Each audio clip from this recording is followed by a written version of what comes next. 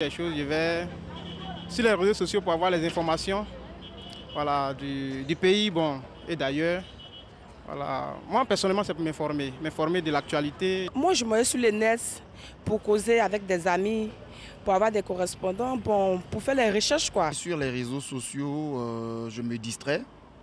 Voilà, j'échange avec des amis via Messenger. Je publie quelques images de mes activités. Voilà, je profite de faire la communication de mes activités sur les réseaux sociaux. À l'heure où les réseaux sociaux sont devenus incontournables, ils ne cessent pourtant d'être pointés du doigt. Les réseaux sociaux peuvent entraîner des dérives sur la toile. Atteinte au droit, à l'image ou à la vie privée, tout y passe. Comment réagir? Toute personne qui pose sur les réseaux sociaux, font les publications, j'allais dire grossières, sont passives, en principe sont passives de poursuites judiciaires. Avec la technologie aujourd'hui qui a avancé, je pense que l'ATCI a tous les moyens possibles de répertorier telle ou telle personne qui s'adonne à ces actes-là sur les réseaux sociaux. Concernant les actes d'injure et de diffamation sur Facebook, moi je pense que c'est quelque chose à condamner. Parce qu'aujourd'hui, si quand même on condamne ces actes-là, je pense qu'on sera à même de diminuer ou même d'arrêter cela. Pour ma part, ce n'est pas forcément de sanctionner les actes d'injure et de diffamation sur les réseaux sociaux. Toute personne a le droit et a la liberté d'expression. Nous sommes dans un état de droit, nous sommes dans un état démocrate, nous sommes dans un état où il y a la liberté d'expression. Donc le Facebook est comme un journal. Pour moi, il n'y a pas lieu de condamner des personnes qui profèrent des injures sur les réseaux sociaux, mais en même temps, conscientiser ces personnes-là en leur disant que le Facebook est un lieu de distraction et non un lieu où on insulte, un lieu de dépravation sexuelle.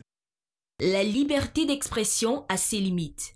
En mars 2018, pour la première fois en Côte d'Ivoire, la justice a condamné un jeune de 31 ans à 12 mois de prison ferme avec une amende de 5 millions de francs CFA pour dérive sur les réseaux sociaux. Ce dernier avait appelé au meurtre et à la violence contre les familles de gendarmes sur le réseau social Facebook. Pendant ce temps, des émeutes avaient cours dans la ville de Mbayakro. Voilà, le postulat est posé, mesdames et messieurs. Nous sommes, vous le constatez, à travers cette magnifique image pilotée par Christelle Akoussa qui réalise cette émission. Monsieur le procureur, bonjour. Bonjour. Au nom de la rédactrice en chef, je vous dis merci d'avoir accepté notre invitation. Donc, de nombreuses personnes estiment qu'Internet, normalement, les réseaux sociaux sont des espaces de liberté d'expression, des espaces de liberté absolue, mais pas de libertinage. Est-ce que ces personnes ont raison de le penser? Je vous remercie pour votre question.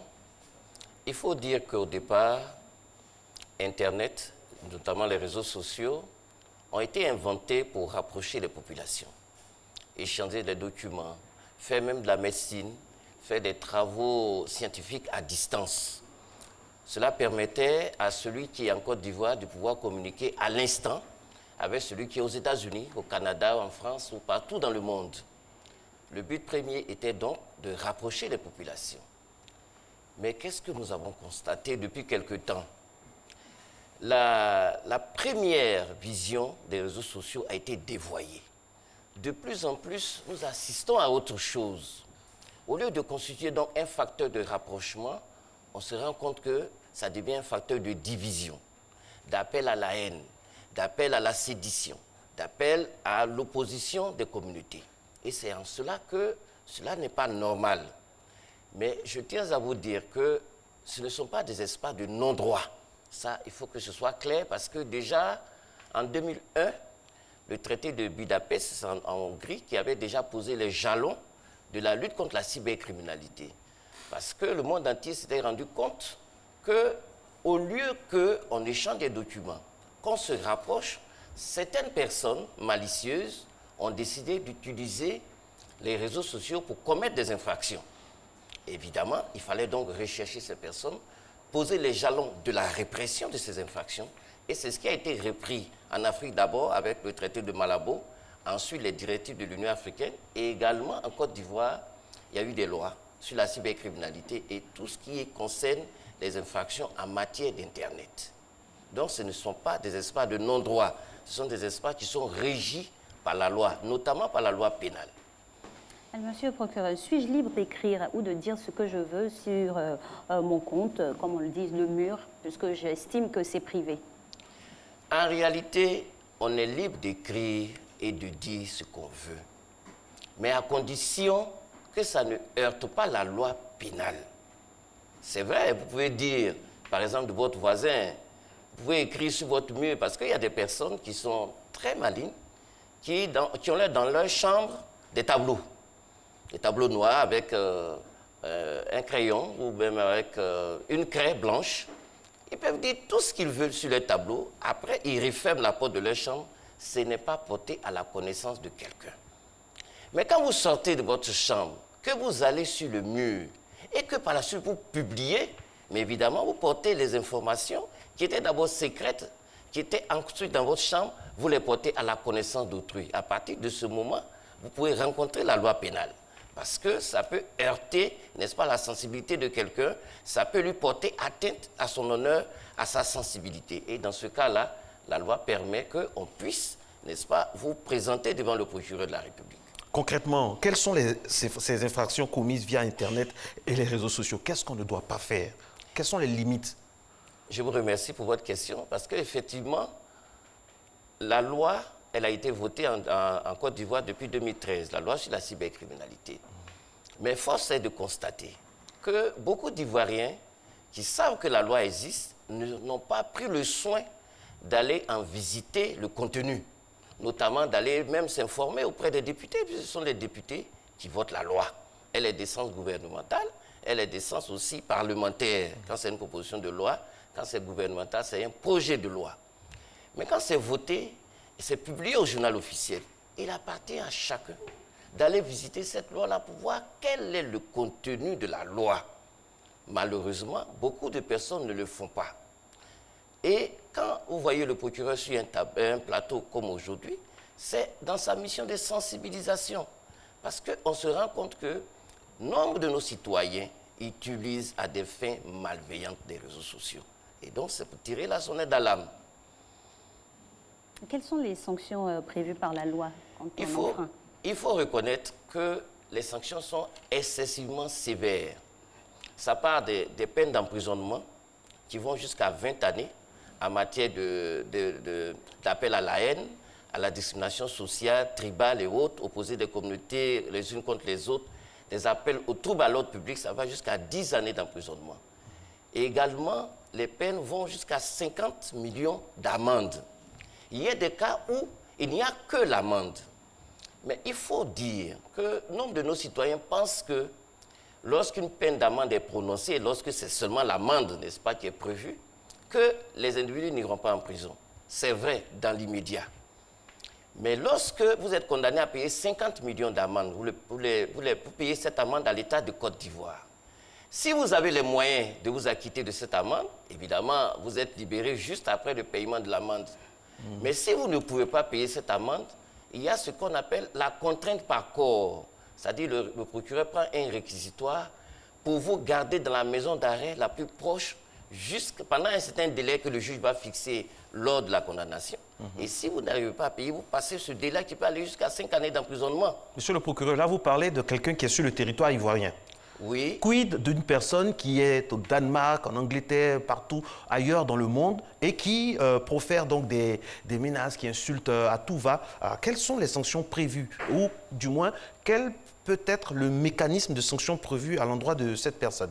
Je voudrais vous remercier pour cette question. Effectivement, il y a beaucoup de personnes qui pensent qu'ils peuvent se cacher derrière un numéro de téléphone, un numéro WhatsApp ou même une page Facebook. Il n'en est rien. Autant Internet n'a pas de frontières. Il n'a pas de rédacteur en chef. Il n'y a pas de rédacteur en chef, même si dans certains blogs ou des administrateurs, il y a quand même des modérateurs. Mais autant il n'y a pas de limite virtuelle, autant il y a la possibilité toujours d'utiliser les mécanismes de répression, même internationale. Nous avons signé des accords de coopération internationale. Il y a la police Interpol, nous avons les mandats d'arrêt internationaux qui peuvent être au besoin lancées contre ces personnes. Mais il y a des gens qui font ça, mais qui sont toujours d'activité. Il y a des gens qui insultent, qui sont là, mais qui sont dans des pays étrangers, mais qui continuent. Ça veut dire que ce que vous avez tenté de faire n'a pas marché? Ah non, non. En réalité, c'est la coopération judiciaire internationale. Vous savez, au niveau du droit, nous avons des accords de coopération avec d'autres juridictions, avec d'autres États. Et lorsque des infractions sont commises, nous avons la possibilité de demander par commission rogatoire à l'État requis de nous ramener la personne, surtout lorsqu'elle a la nationalité ivoirienne. Parce que vous savez qu'on ne peut pas extrader un national. Si cette personne a la nationalité du pays qui l'accueille, évidemment, il sera difficile. Mais si elle est ivoirienne, à tout moment, on peut demander son extradition. Ce n'est pas gagné d'avance, mais il y a la possibilité... Si c'est une personne en exil, monsieur le procureur, si la personne est exilée? Exilée, oui, mais être en exil ne veut pas dire commettre une infraction. Et il ne faudrait pas oublier que cette infraction, qui est infraction en Côte d'Ivoire, peut être également pénalement réprimée dans le pays d'accueil. Et si l'État de Côte d'Ivoire, si les juridictions ivoiriennes recherchent cette personne pour l'infraction précise, on peut demander à l'État requis de regarder les agissements de cette personne. Et pour condamner quelqu'un, on n'a pas besoin d'avoir la nationalité du pays qui accueille. Il faut juste avoir commis une infraction. Si l'infraction commise est réprimée en Côte d'Ivoire et dans l'État d'accueil, on n'aura pas besoin. L'État d'accueil va se charger lui-même de réprimer parce qu'aucun pays ne peut prêter son territoire à la commission d'infraction. Mais vous le savez, en matière d'Internet, effectivement, il y a des gens qui utilisent de faux profils, des avatars et autres. Et donc, la recherche est difficile, mais elle aboutira forcément parce que aujourd'hui, avec la police scientifique, même quand vous commettez une infraction dans la vie réelle, je parle de la vie de tous les jours, pas de l'espace virtuel comme Internet, le délinquant laisse toujours des traces sur le lieu du crime. Et il revient des fois. Il revient des fois, mais il laisse toujours des traces. Soit ce sont des empreintes, des traces de sang, des gouttes de sueur, nous avons toujours la possibilité. Mais en matière d'Internet également, c'est la même chose. Vous avez toujours un numéro de téléphone. Vous avez un compte Facebook. Vous avez un numéro WhatsApp. Le numéro de téléphone est à la base préalablement identifié. Et même, vous savez que même dans les cyberespaces, les mineurs n'ont pas accès. Il faut absolument qu'ils soient parrainés par un majeur. Et en cas de délit reproché à ce mineur, c'est le majeur qui viendra pour assumer. Et donc, il faut que les uns et les autres comprennent que les tests de répression existent en matière de cybercriminalité. Je le dis, c'est vrai que ceux qui ont voté la loi devaient la porter à la connaissance du public, sensibiliser, parce que les électeurs, c'est eux qui donnent mandat aux députés d'aller voter le test. C'est à eux de demander aux députés, mais la loi que vous êtes allé voter, qu'est-ce qu'elle dit? Est-ce qu'aujourd'hui, je suis libre de dire, de faire tout ce que je veux sur le réseau social? Est-ce que je peux appeler au meurtre? Est-ce que je peux appeler à la sédition, à la destruction des biens publics ou privés? Injures, xénophobie. Injures, xénophobie, racisme, tout ça.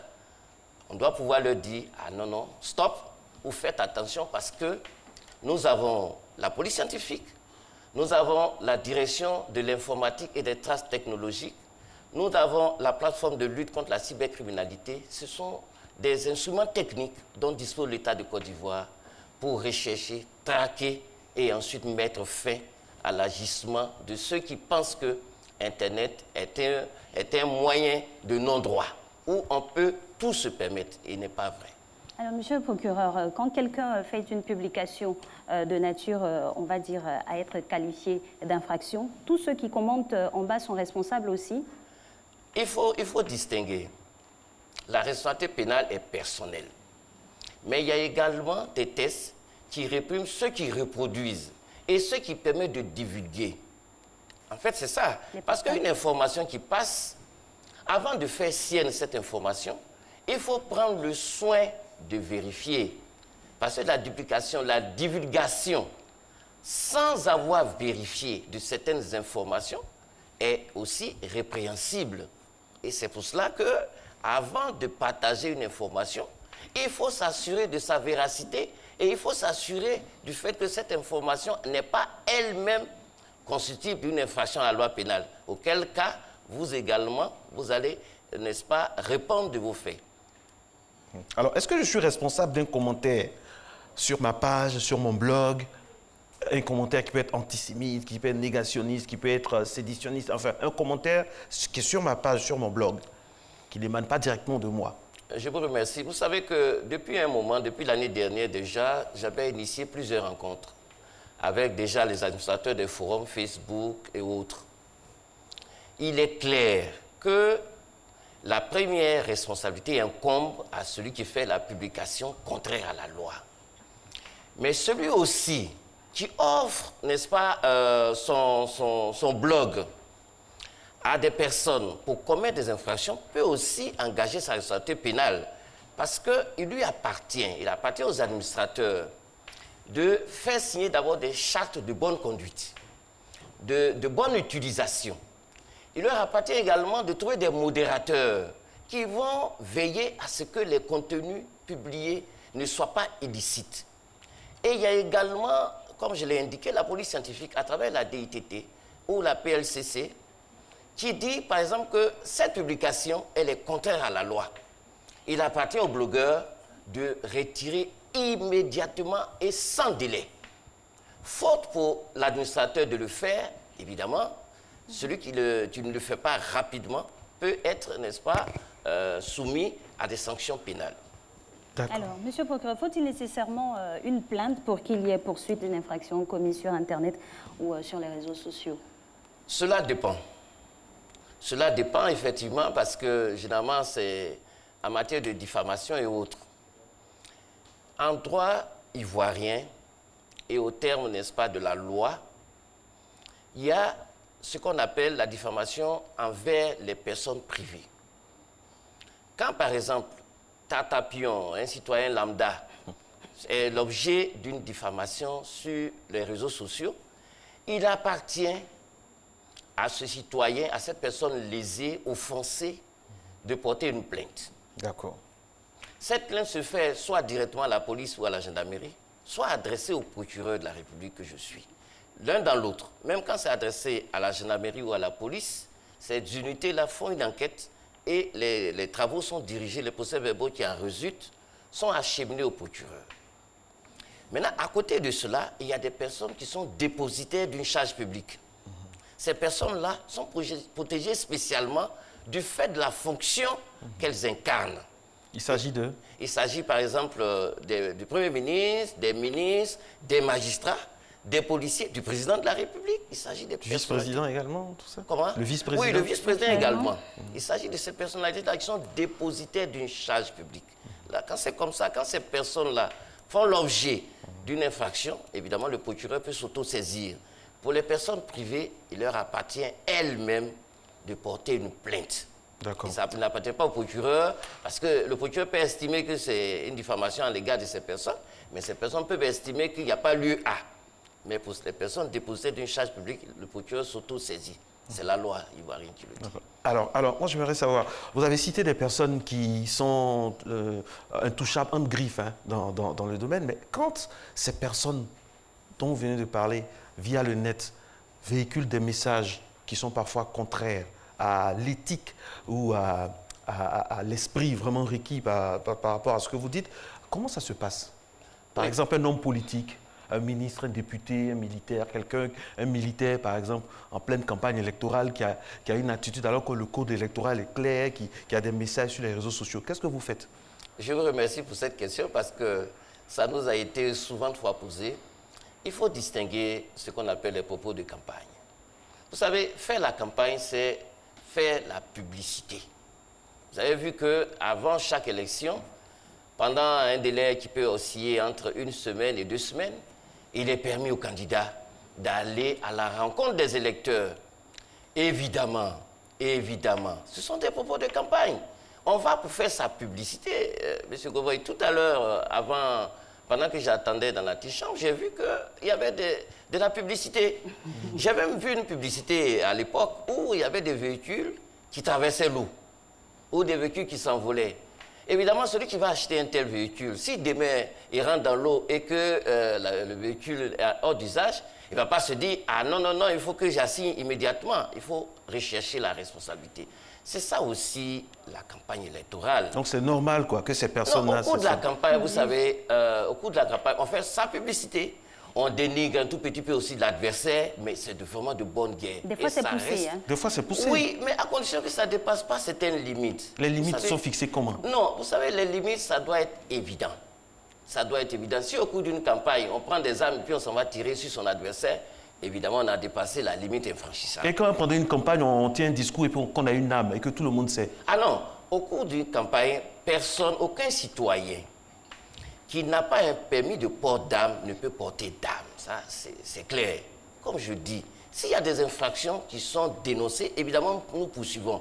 Mais la période de campagne, les propos qui y sont tenus, comme on dit, sont des propos de campagne. Mais pourtant, c'est dans cette même période-là qu'il y a des injures, ça vole très bas, xénophobie, vraiment, c'était vraiment chargé. C'était vraiment chargé. Mais à vous entendre, on a l'impression que, bon, c'est la campagne, on laisse, c'est la campagne, on laisse. Ça en a un peu peur, ça quand on entend. Évidemment, je vous ai dit que au cours de la campagne, ceux qui sont... Tous les coups sont permis?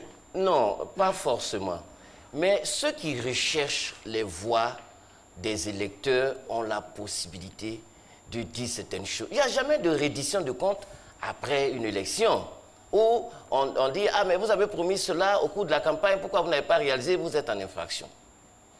Mais ce n'est pas l'occasion non plus. Pour ceux qui ne recherchent même pas de voix de certains électeurs, de commettre des infractions, parce que c'est limité, la campagne c'est pour ceux qui recherchent des voix. Mais il ne faudrait pas aussi que certaines personnes qui n'ont rien à voir avec la campagne se disent, ah non, non, non, comme c'est le moment où on peut tout dire, il faut que je... Non. Non, non, non. Ça, il faut que ce soit clair. Comme je vous l'ai indiqué, la police scientifique, à travers la DITT et la plateforme de la lutte contre la cybercriminalité, veille au grain. Et je voulais relever, et c'est très important de le dire, que aujourd'hui, nous sommes dans un monde en proie au terrorisme. Autant les uns et les autres utilisent Internet, malheureusement pour nous, les terroristes également utilisent Internet. Et lorsque la DITT, à travers la PLCC, ont mis en place les moyens de surveiller les réseaux sociaux, c'était surtout pour parer aux attaques terroristes. Parce que parfois, il y a des messages qui sont véhiculés, qui sont diffusés, qui tendent à la radicalisation des uns et des autres pour commettre des attentats. Donc, le but premier de la cybercriminalité, des tests, c'était vraiment de réprimer ceux qui pouvaient par traîtrise nous surprendre, utiliser nos réseaux sociaux pour porter atteinte aux personnes et aux biens. C'était ça le premier but. C'était même pas pour vraiment réprimer un citoyen. Mais évidemment, la loi est faite pour tous. Donc, tant que certains citoyens, à côté des objectifs nobles d'Internet que j'ai développés précédemment, utiliseront les réseaux sociaux pour invectiver, pour pousser, pour faire des appels à la haine, à la discrimination. Évidemment, la loi va s'appliquer à eux. Mais je tiens et je dis et je redis, il ne faudrait pas que l'Ivoirien, nous les Ivoiriens, nous prenions tout le temps pour distraire nos organes de police qui sont chargés de veiller sur notre sécurité. Il ne faudrait pas qu'on les occupe à 90% pour rechercher certains de nos concitoyens qui vont commettre des infractions. Je crois qu'il y a plus important et il y a plus grave. Et c'est pour cela que le procureur fait sa mission de sensibilisation, d'éducation. Il faut qu'on se dise, le réseau social qui est là, c'est vraiment pour pouvoir rapprocher les individus, éviter qu'il n'y ait des infractions. Alors, monsieur le procureur, on a bien compris qu'il ne faut pas tout se permettre sur Internet. Alors, quels sont les conseils que vous donnerez pour pouvoir bien utiliser et mieux utiliser les réseaux sociaux? C'est ce que j'avais commencé à dire. Il faut d'abord se dire qu'on doit communiquer, échanger les informations, se faire des amis, mais surtout pas porter atteinte aux personnes, aux biens publics et privés. L'actualité, il faut qu'on en parle, c'est Matin Bonheur, parce qu'on a toujours un arrimage dans l'actualité. Il y a ce jeune étudiant qui a été arrêté, il a été relâché? Il n'est pas encore relâché, le dossier se trouve chez le juge d'instruction. Qu'est-ce qu'il a fait? Parce que comme je l'ai indiqué, il y a, avant de divulguer une information, avant de publier une information, il faut d'abord en vérifier la véracité. D'accord. Lorsque vous publiez de façon téméraire, mais la loi s'applique à vous de façon téméraire. Un étudiant, c'est celui qui est en train de faire des études, en train de faire des recherches, de se former, de s'informer et avant tout, de pouvoir prendre des décisions en toute responsabilité. Si ce n'est pas le cas, évidemment que la loi vous rattrape, le juge d'instruction est déjà saisi, je crois qu'il est en train de faire ses investigations et le moment venu, évidemment, il décidera de son sort.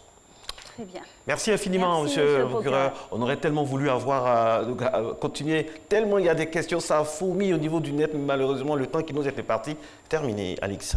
Merci en tout cas de nous avoir suivis pour cet autre numéro de Matin Bonheur. On se retrouve demain avec le même plaisir. Bonne journée.